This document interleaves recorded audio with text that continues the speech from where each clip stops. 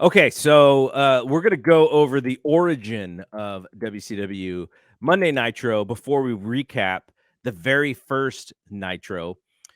So I am cribbing from Dave Meltzer's Wrestling Observer 1995 book, which is entitled "The Monday Night Wars Begins." And if you followed us in '97 and '98, you will know that you know, we have access to one Dave Meltzer, and if I'm reading something and I have like a question that maybe I couldn't find an answer for in the Observer, I'm texting him, and like I would say, for something that happened, what did we say, 27, 28 years ago, Mhm.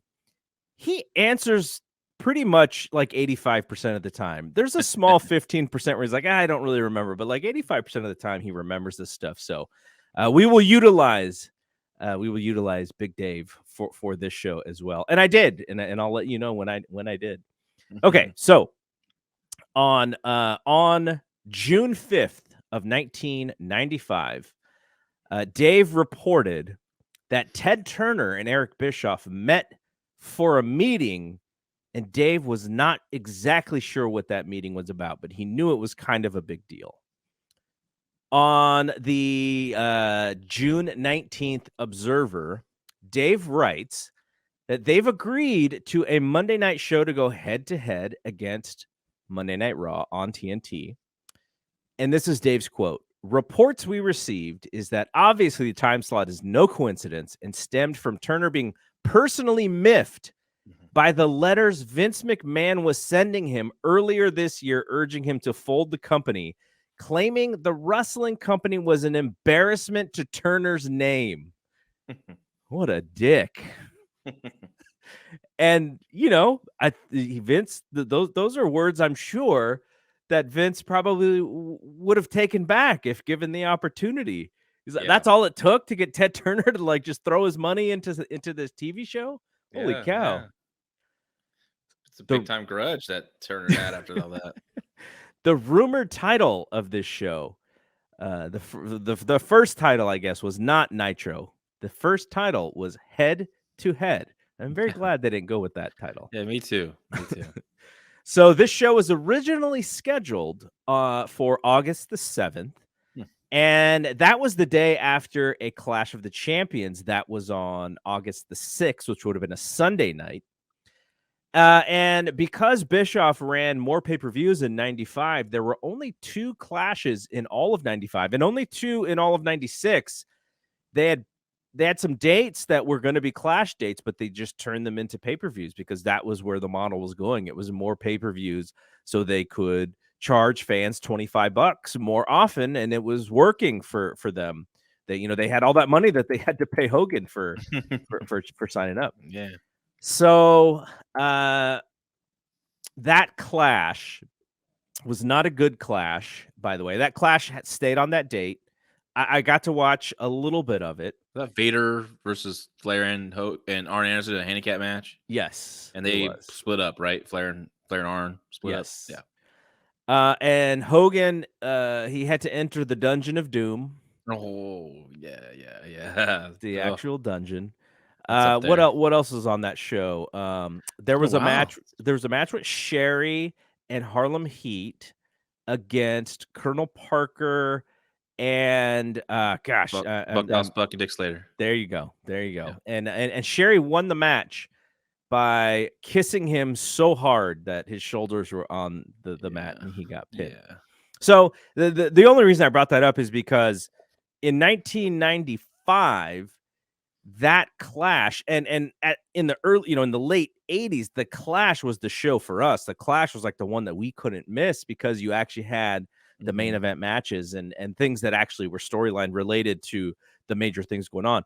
But that clash felt like WCW Saturday Night Extended. Yeah. So that's to say that the product did need a bit of a refreshing in Yeah. 1995. And So what Nitro did is pretty much make the Clash of Champions not a very important show anymore, right? I mean, yeah. it only lasted a couple more years. I think the last one is August of 1997, if I remember correctly. So kind of sad when that ended for me, because we were such big fans of the Clash. But But Nitro, it was all about Mondays and eventually Thursdays, which was Yeah. crazy. So, from the June 26th Wrestling Observer newsletter, Dave writes that Nancy Sullivan was given a tryout as an announcer for that show. Huh. Kind of interesting. They Yeah. were definitely trying to do something different because of who Announcer they or eventually interviewer? signed. It said announcer, but maybe it was also interviewer. Hmm. Okay. On the July 2nd Observer, Dave mentions that the date is pushed back to September 4th. And Raw is preempted on that day because of tennis, Mm. but it is still risky because I think that's when the NFL, the opening game of the opening Monday night of the Yeah. NFL. So they avoided WWF for Nitro Show 1, but they still had to go up against the NFL, which in August they wouldn't have had to go up against the NFL, but then they would have went head to head with WWF with Raw. So in the July 24th Observer, Dave says the show will be called Wrestling Nitro. And the first show was originally scheduled to run from the Night Center in Miami. On July 31st in the Observer, Dave said that the show moved to the Mall of America in Minneapolis.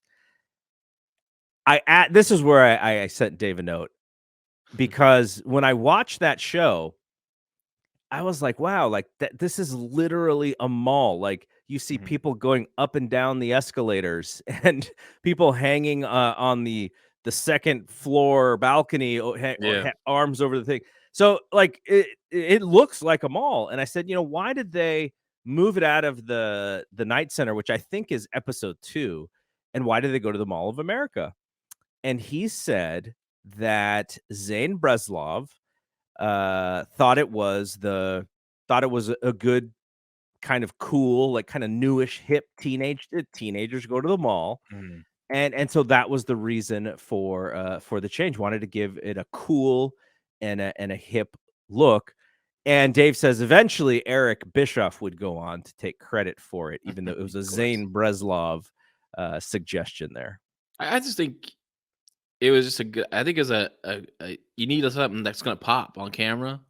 And when people tune into this new show, like you want to make it stand out somehow, some way. And I don't think it looked odd. You know what I mean? I don't think it really took me out like, oh, this looks very strange. It's not like the thrift mall I worked in one time in Bakersfield. That's A thrift mall. Wow. yeah, right next to the food court. I could have went and got a Slurpee, but after the match.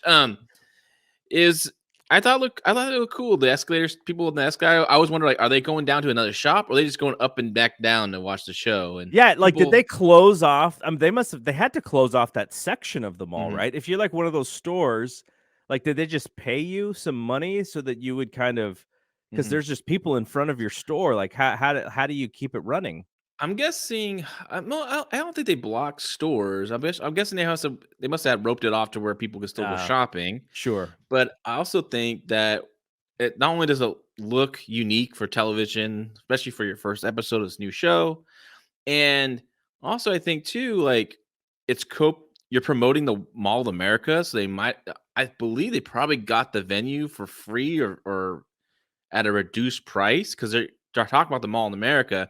Now they didn't show any kind of like features, like a little segment to kind of feature the Mall in America, but they did feature one restaurant in a Mall in America. Oh, We'll yeah. talk about it when we Oh, get yeah. there. Oh, yeah. So there's still there's definitely cross promotion there. So I think it was a win-win for WCW, really. Okay, so in the August 14th Observer, Dave says that the scheduled main event is Hogan versus Paul Orndorff, which is an interesting match. Yeah. Um, on the Clash that I watched, who did Orndorff face? Orndorff faced somebody. Um, Gosh, now I can't even think of it. I God, feel like it I was like haven't a seen younger. that. I feel like it was a Renegade. younger. Yes, it was the It Renegade. lost, and then he lost the Renegade was a TV champion at the time, so he Yes, lost. Yeah, and that was a really poor match, if I remember yes. correctly. The only thing I was even paying attention to, I was just trying to look at Orndorff's arms. I know it's so hard to watch a match without focusing on that his atrophy arm, left arm from from his neck injury. All right, so in the August 21st Observer, Dave starts to give out the card. He says Liger versus Pillman, which may not actually be announced publicly until the main event show that airs the night before. Ric Flair versus Sting, and Hulk Hogan versus Big Bubba Rogers, plus a non-Nitro match, probably the TV main event for WCW Saturday Night on 9/9. I think it was just a dark match, as far as I remember. Who was in that dark match? You remember? Dick Slater and Bunkhouse Buck versus the. Why did Dave always call the American males the U.S. males in old Observers? Were they called US males first? Were they? I don't know. Maybe that was a working because they debut like they did. I'm trying to remember around this time they started showing vignettes of them, so they might have been working. U.S. male was kind of like was already used in wrestling. Curtis Thompson, old Firebreaker Chip, was from the Patriots in WCW 1991. He was using that U.S. male.